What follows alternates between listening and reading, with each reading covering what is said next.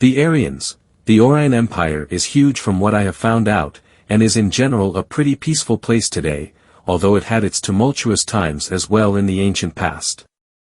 We humans, in our original form, I consider originate from Orion, due to that most of the mother goddess helpers, when came to seeding Earth, were from the Orion Empire, although some of the founders were from other places as well.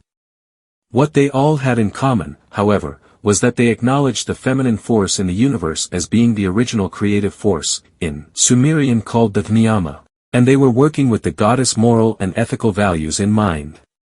Today, the Aryans are very much aware of what is happening here on Earth. As recent as perhaps 8 months ago, I was asking myself that if the Aryans, who originally owned this planet, feel the Earth has been hijacked, why don't they come here and liberate us from the Syrian alliance? It seems like they could quite easily do so if they really put their energy to it. The answer, once it occurred to me, was quite obvious.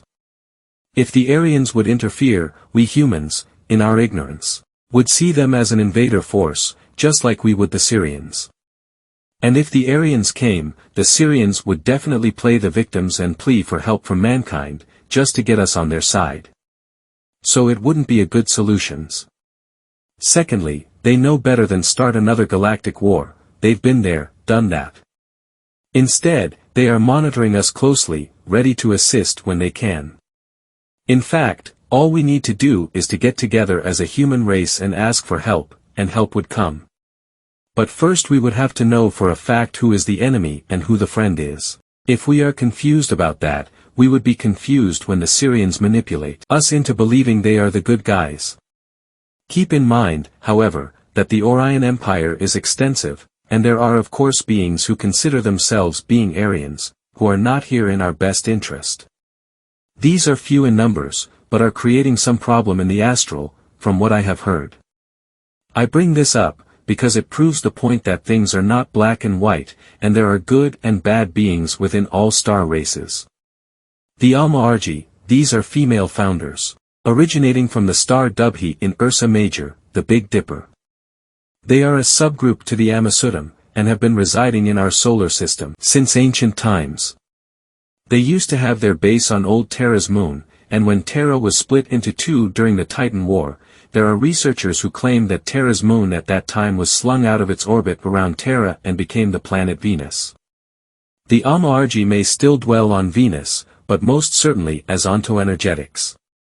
They have always had affection for mankind and the whole living library, and were allegedly more involved in the old history of Terra than I have had time to acknowledge here in these papers.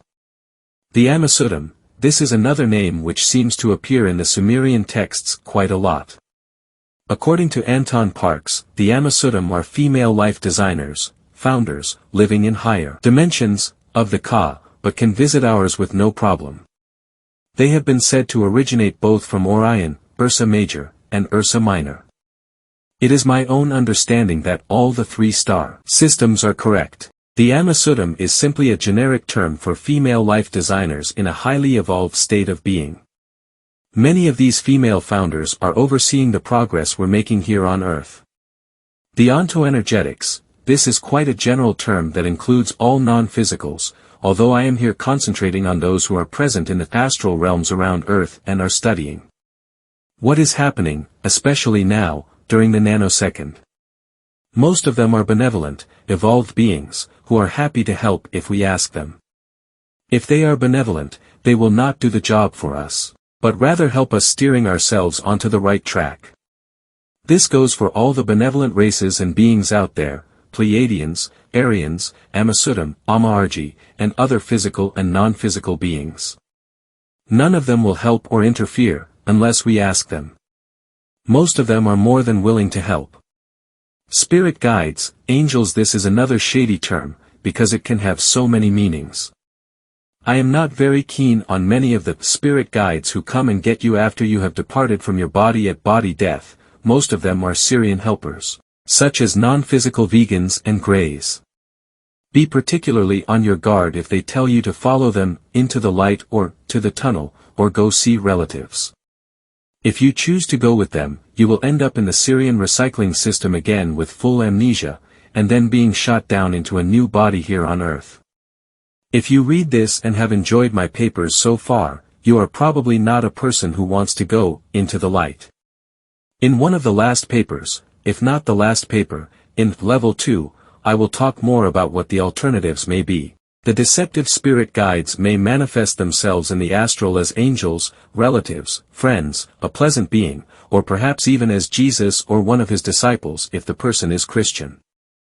The benevolent spirit guides are usually either higher version of yourself, or soul fragments of yourself that have already made it back to the oversoul and are now meeting themselves in form of you, ready to take you home when you die and are in a higher state of consciousness and awareness.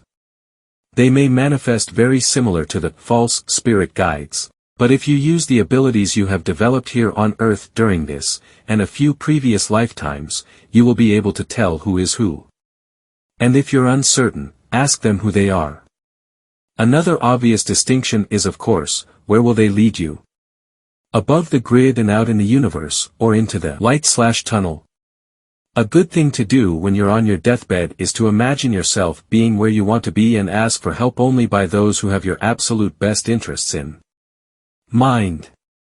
But don't hesitate to ask for guidance when you die. If your death is sudden and unexpected, and you suddenly find yourself disconnected from your body, go ahead and imagine it right there and then, and again, don't hesitate to ask for assistance, but only from those who have your best interests in mind.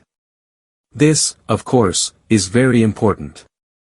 The benevolent spirit guides, however, are not there to help you only when you're on your deathbed, but any time in your daily life, as well.